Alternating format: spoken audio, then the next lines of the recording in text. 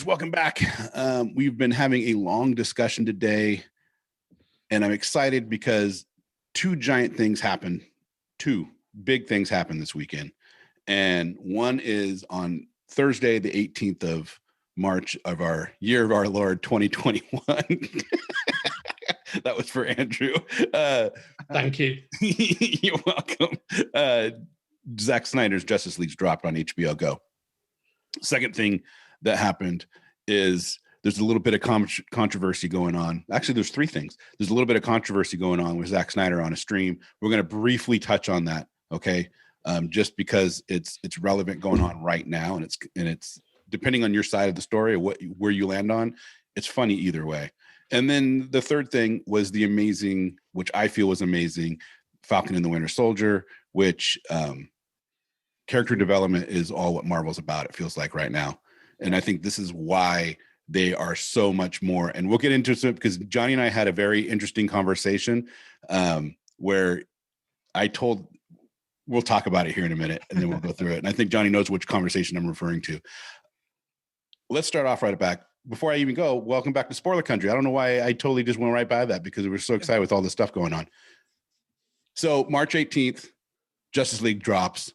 Andrew's going to watch it this weekend. He's got to get the alcohol ready. He's got to get his boy in the house, and they're going to have an Joe's already laid all the beers in, so nice. We'll be watching it tonight. Nice, and then we'll plan something out to discuss it. But before we get into that, I want to touch on it. I kind of gave Sumner a preview or a synopsis of this Zack Snyder on the Geeks and Gamers stream. Now, the Geeks and Gamers were very big Snyderbros pushing for release the Snyder Cut. Okay. They are very politicized. I think that's the best way to put it. Yeah. And a lot of their politics, I think the guys on this stream don't agree with. And that's okay. Cause it's a weird thing. And it's just a weird life. They did do a lot of good though. They did one cool thing. They created the stream. They used a lot of their influence. They brought in $60,000 or more by the time it was done to give to charity for suicide prevention in the name of Autumn Snyder, Zack's daughter, who unfortunately, we don't have to go into that. So Snyder came on to their stream and they're very excited. There's a bunch of them on. They're very excited. And the first thing Snyder says is, hey, I just want everybody to know in no way is my team associated with Geeks and Gamers, and we're not about hate speech. And, he kind of very much they were very excited, and you can actually see their whole world just kind of go during the podcast or the stream. And it's very interesting. And I was kind of hoping to get everybody's reaction to that. Well, it's interesting. I mean, I understand why he would say that. Yeah. I mean, given who those people are, I understand why he would open it up by making sure everybody knew there was a clear line in the sand between them and him. Right. So do you think he should have given them a warning shot though? No, because he gave him a warning shot, they probably wouldn't. They would have canceled it and said he can't. They would have made an issue out of it. Yeah. I think that's right. I think that's right, Johnny. I mean, I personally feel, after you've explained this to me and since we've been talking about I've read it and looked it up and whatnot, is I think there's actually very little controversy here. I mean, the reality is that, these guys did achieve something like good in the name of in the name of Zack Snyder, in the name of putting this charity endeavor together. Right. But that they basically used that, whether it's deliberate or not, as a kind of like cover for this like deeply unpleasant behavior and these deeply unpleasant viewpoints of theirs. And it doesn't make it okay. The thing is, this guy is a multimillionaire, like Hollywood director. He doesn't fucking owe them anything, right? He doesn't owe them anything. And it's funnily enough, we were talking about this last week. Like I said, it's funny this has happened only a week later. I was saying Snyder is not represented by those guys that you call Snyderbros, that group of people who index massively with the Geeks and Gamers, like alt-right comics gate fools and clowns. Yeah. He's not them. He is like a left-leaning, Marvel loving, sensitive guy. You know what I mean? Yeah. He's an aesthete, a creator. Do you know what I mean? He doesn't bear any resemblance to these fucking clowns, right? and that's, believe me, what they are. These are people with a set of fringe beliefs. If we didn't live in the multimedia, online, digital age we did, their fucking horseshit they believe would just be filed away in the background. They have people involved with them, like that artist Ethan Van Sciver, the guy who used to do Green Lantern, amazing artist, but has incredibly toxic personal beliefs. He's not the first famous comic creator to have incredibly toxic personal beliefs.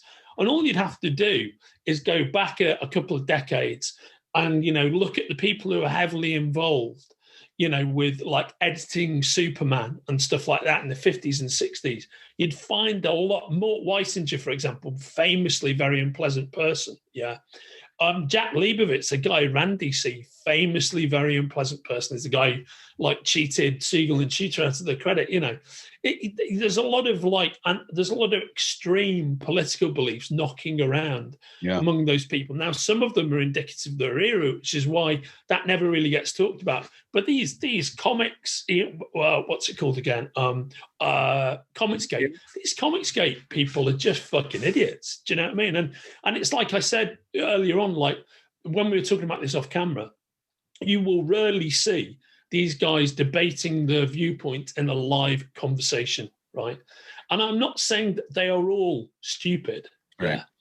But the reality is that few of them are actually intellectually capable of actually having a real-time conversation about what they believe, because what they believe is fueled by ignorance, toxicity, racism. That is a fact. You just got to read what they say. You know what I mean?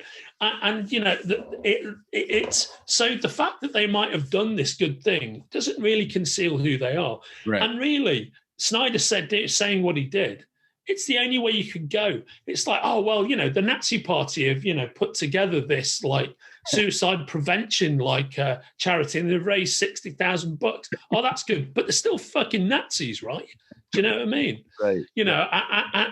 And as we were saying, we got sidetracked talking into religion, and we were talking about, my favorite non-white, brown-skinned socialist. You may have heard of this fellow. He's called Jesus Christ. Yeah, not a white man. Not a conservative. Not a Republican. Not any of those things. Not even close. Do you know what I mean? So the truth is that what these people do and say, it's fucking marginal. Yeah. They just have the oxygen of the very hungry digital news stream media amplifying what they say. You know what I mean? And, I think it's good that the Snyder Cut got made. I think it's a brilliant outcome. Do you know what I mean? All the toxicity and all the them and us around it, all these guys who keep on trying to have arguments about Marvel and DC, it's what we were talking about last week. That's just fucking nonsense. Yep. What's the word I'm looking for? Sophomoric, it's like juvenile, you know what I mean? It's ridiculous. It's a ridiculous way for grown people to behave. Yeah. Loving that stuff is great. Turning it into some kind of battle or competition, taking it down a tribal route and saying, I'm a Snyder fan, so fuck you, Marvel. That is flat out fucking ridiculous. It's weird. It is laughable. It is clownish. It is a joke. Yeah, it's super weird, man. There's a definitely large group of people that are worshiping at the altar of Snyder, and he's not the person that they think he is. No, that's absolutely right. Nice, left-leaning, emotional guy that he is simply not one of them. He's nothing like them. You know what I mean? He's nothing like them. They wanted that so bad. And I'm excited to have a more conversation about Justice League because there's a lot to go over. There's a lot to unpack. I know Casey maybe had a hard time when he's going through it, not being hypercritical. I had to deal with that too because of what we do. Even though this is a hobby for us, and maybe we would like it not to be a hobby, but it's a hobby right now. And because of what we've been doing, we are steeped in being onslaughted by Snyderbros, by the release of Snyder Cut and going through everything. And we have a guy on our team. His name is Robert Slavinsky. Bridging the Geekdom, go check him out on spoilerverse.com. He actually he's got a great show. He loves the Snyderverse. He absolutely loves the Snyderverse. And we went through like a good 6 months where you couldn't talk to him about anything but Snyderverse, because that's all he would just, everything got turned into that. And so when you're inundated with this and then you go to watch it, it's hard not to be hypercritical. You know what I mean? Yeah, of course. So it was a tough thing. So I'm not going to go any more than that, because I don't want to give any spoilers and I don't want to give anything away of how we feel about certain things.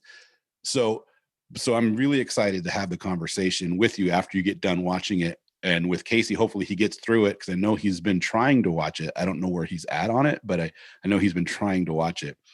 And then we'll get into that. Yeah, so can I say something real quick? Yes, Casey. As far as Jesus Christ, as far as there's that brown skinned socialist again, mate. I hate you mentioned name.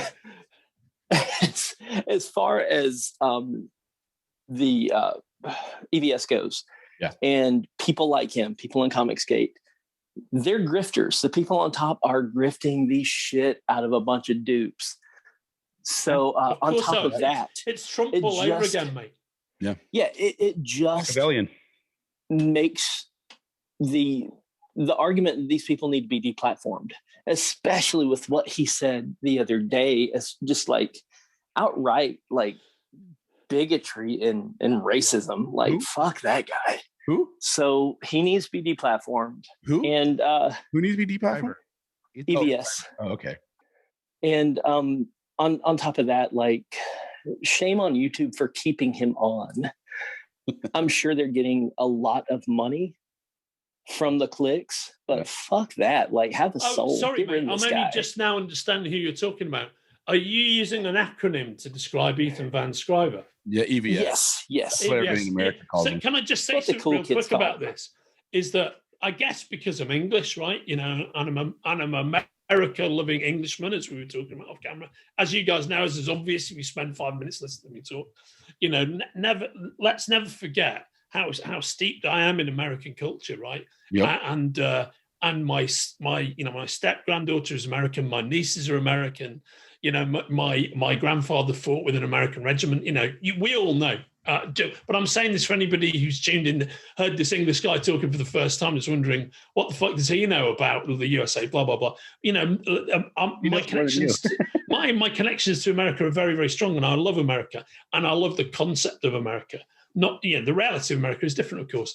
But the thing that's interesting particularly about this Comicsgate stuff is, because I'm English, I'm exposed to very little of it. I know I could go and find it, but the reality is most people in the UK who are into music and comic books, you know, rock and roll culture and comic book culture, it's indexed very closely.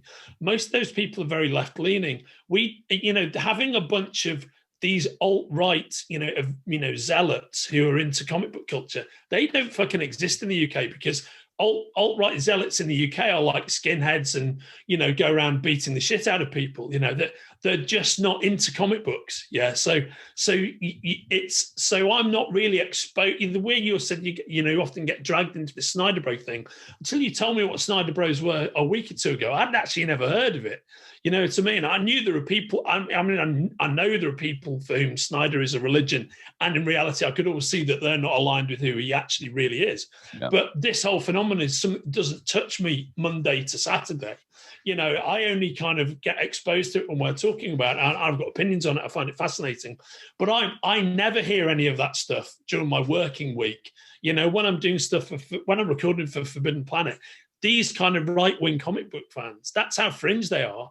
You know, I work in a comic book business. I never hear anything about these dudes. Yeah. The reality is that they are a lunatic fringe. Yeah. Like I said, they are a bunch of fucking clowns. That's the best way I can describe them. It's a hard thing, because I think there's a large groups of people that are searching for like-minded individuals that have a feeling of belonging. And when they feel like they're being attacked or they're being like they think their culture is being eradicated in a lot of ways. And it's just not the case. You know, they're not seeing the fact that some people have lived in a life where they were downtrodden and they were left and made to feel less fortunate or less of than everybody else around them. And now with and now because of the social interconnections of everything, how easy it is to communicate, those things are being brought to light and being pushed, and literally being pushed out of the closet into a bright light so people can see it there in their face. And it's scaring a lot of people, and they don't understand how to deal with it, because never before in history has the globe been able to communicate like this. These atrocities happened for millions of years. There are groups of people that are eradicated, that have gone through genocide, that are gone, that will never know of their culture. And it was perpetrated from brown people against brown people, and white people against white people, and white people against brown people, and brown people against, I mean, the Moors overtook so much during their time. And it's happened time and time again. But we've never had the ability to call it out like this. And it's scaring people. And now we're seeing the effects of people trying to huddle together and getting lost in an echo chamber, and not just like opening up a little bit and realizing if they opened up, and this sounds corny, but it's so true. If they opened up their heart and understood that somebody has gone through things that they cannot understand simply because they look a little different. Yeah. You know, and it's hard. I couldn't agree more. I mean, you know, I'm English. I'm part Irish, but mainly English, and you know, so therefore, I'm sitting in the heart of the people who once subjugated and colonized the world. You go back 200 years, and it's the British who are responsible for all of that, right? And I think what's happening with a lot of the people you're referencing. So let's say it's the white Christian far right in America. What they seem to have absolutely lost all sense of contact with is, what are they?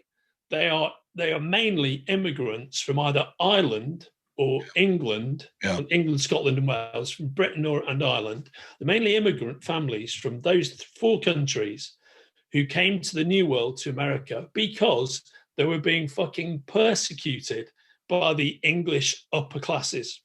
So they'd spent generations as working class, you know, farmers and land toilers. To that effect. And they escaped that. They escaped that subjugation. They escaped that tyranny to forge new lives for themselves. But in the course of 200, 300 years, now that they're hearkening back to something, because they are a bunch of immigrants themselves. Do you know what I mean? But they seem to have just lost touch with that. The reality is, you know, the people who are coming into America now, you know, it doesn't, you know, skin color and creed just don't matter. We're all the same. Never matter. We're all the same. It doesn't matter at all. And you know, I think what's really going on more than anything else, what I see is like a huge empathy void. Like, it's people's empathy has become impaired. And I think one of the accelerants the impairment of empathy, which of course impaired empathy existed 100 years ago, 50 years ago, which is how you get slavery, which is how you get Jim Crow. There's a disconnect between, on the one hand, you know, and you know, this is the essential disconnect within the American dream itself. Constitution is a fine document of governance, but it was written partially by a bunch of slave owners. So everything they're talking about freedom, there's an asterisk next to it, which is, well, freedom for us white people, of course, is what I'm talking about. You know, all right. But nowadays, one of the things that I think is helping to foster, you know, impairments of empathy among certain groups, and the far right super conservative Christians would be some of those people, is the fact that you can carve your world just online totally around people who share your viewpoints, and you can turn these fringe beliefs into your entire world like it's normal. Do you know what I mean? You know, and it's like you can go to these towns in, you know, Alabama or whatever, that where a majority of people are like Ku Klux Klan members. And when you're sat in the middle of one of those towns, it's like, oh, this is perfectly normal because everybody I know thinks this way. But the reality is, as a statistic, globally and versus the rest of the population of the USA, it's a very tiny number. And back in the day, you know, in the pre-Reagan era, in the 60s and 70s TV, when you have fair and balanced TV and fair and balanced reporting, and your post Jim Crow, I mean, that lasted a long time. But, when you start making the gains in personal freedoms that happened in the 70s and whatnot, the reality is that all that fringe stuff is not being fostered because you're just seeing mainstream news, you know what I mean? Yep. Which talks about mainstream issues. So all the lunatic shit on the outside, that just turns up every now and again. There's no pretense that it's normal. Yeah, it's so interesting. And this is all the stuff that we're talking about wraps all around to how you get to the point of having things happening with Snyderverse and the Snyderbros. And then what happened when he went on to a thing and he wants to clearly create a line saying, look, I'm happy you guys did this. I mean, this is what he's basically saying. I'm happy you guys did this. This is important to get money for funding for these types of things. These type of services need that help. But I don't agree with a lot of the stuff you guys are doing on the other side. And so creating that line of delineation was important, I think. Oh, totally important. Yeah, it's like, I'm happy you did this. You did a good thing here.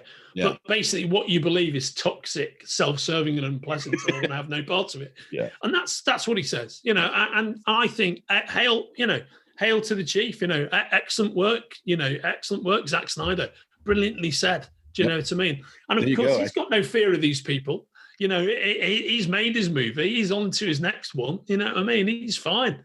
And he sees them for what they are, which is a bunch of clownish, fringe lunatics. Do you know what I mean? Who are just jerking themselves off, living in this fucking fantasy of what the world actually is with zero empathy for anybody else. They're just draining each other's bollocks, taking the cum shots on all this fucking far-right nonsense.